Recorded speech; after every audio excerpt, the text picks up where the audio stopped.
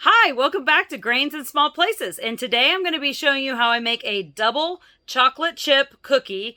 These are kind of like the ones Subway used to have. And even if you don't love Subway, those cookies were really hard to pass up. So I'm going to actually be making these special for Valentine's Day. You can make these with any mix-ins that you want, whether you like white chocolate, dark chocolate, nuts. But today we're going to be using M&Ms, and then we're going to use the Valentine M&Ms so that they're nice and ready for the holiday. So I'm going to make this with fresh milled flour, and let me show you how I get started. Okay, and as you know, we're going to go ahead and grind our wheat berries to get started. I ground 1 2/3 cup of soft white wheat berries, and that should give me about 2 2/3 cup of fresh milled flour. To the fresh milled flour, I am going to add 2/3 cup of cocoa powder, 1 teaspoon of baking soda, and a 1/2 teaspoon of salt. I'm just going to stir that together so these dry ingredients become all incorporated. Don't worry about writing down all of this as I tell you. I will put a link to the printable recipe down in the description box for you. That way you can just go right there and print it off. And I'm going to grab my mixer and put in my little cookie paddle here. And I have 1 cup of softened butter, so it's about 2 sticks of butter. And then I can add my sugars. I'm going to put in 2/3 cup of just regular, I like to use raw cane sugar, and then 3/4 cup of brown sugar. The brown sugar helps this cookie to end up being really chewy and delicious. And we're going to mix all of this together until it becomes light and fluffy, and it's just all incorporated. And you want the butter and sugar to almost double in size. That's how you know that you have the butter and sugar creamed properly. So you want to make sure that you actually do cream your butter and your sugars for your cookie recipes if you want them to turn out correctly. And just make sure to scrape down your sides so that you can make sure it's all getting mixed evenly and distributed properly. Okay, now this is all creamed together. You can see that it's lighter in color and it's all smooth and there's no more sugar crystals left. And then we're also going to add a teaspoon of vanilla, and we're getting pretty low down to the nitty gritty of this vanilla. So I'm going to have to break into my next round here soon that we made together back in, I believe, October.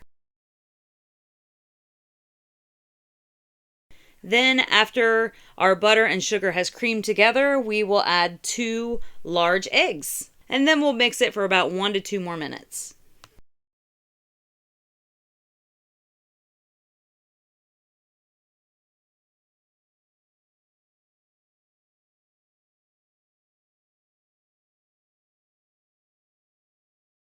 So now it's ready to move on to the next step and add in the dry ingredients.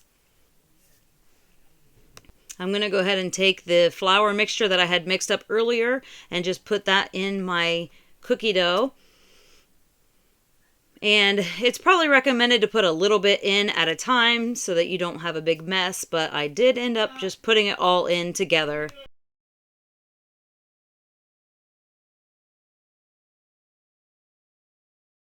And again, we want to make sure that we're scraping down the sides here too so we don't have any dry flour or unmixed portions. And then we can put in our mix-ins. And typically this cookie recipe calls for white chocolate chips or a mix of white chocolate chips and semi-sweet chocolate chips. But today we're going to go ahead and use these little Valentine M&Ms just to make them cute for Valentine's Day. You could, of course, use any chocolate chips that you wish, and you could also mix up the M&M colors for whatever holiday you're making these for. Very versatile cookie, and everybody can just kind of choose what they like to have inside because all of us have different tastes. And we want to mix the M&Ms in so they're distributed kind of evenly, but I don't want to mix them for too long because I could tell they were starting to kind of break up a little bit just from the force of my mixer against the bowl. And I'm going to grab my little cookie scoop here and just kind of scoop them out on, I like to line my baking sheets with parchment paper. It's a lot less messy and it's ready to go. So I'm just going to put these on my baking tray.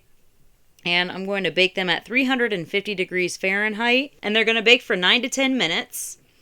And these cookies also freeze really well, so put them in the little cookie balls, flash freeze them for a couple hours, and then put them in a baggie or a freezer safe container, and then they can be baked in the future whenever you want just a few cookies. That's my favorite way to keep cookies in my house.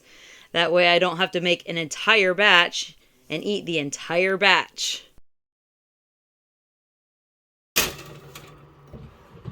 And we had a lot of travel days coming up, and we stayed at this cute little Harvest Host, Lycon Dairy, and it's in Texas. We had to get from Arizona to Texas because we're on our way to Florida eventually, and a farm area. I like all the animal noises. We got it. Boop. He's cute. And this is where we're staying. Right out our front window, we get to see the animals. If you're unfamiliar with Harvest Host, they are an organization that works with people that own farms or wineries and breweries that allow RVers to come stay at their facility for free in exchange for a purchase or something like that. So we did make a little purchase of some of their goodies that they had inside their store.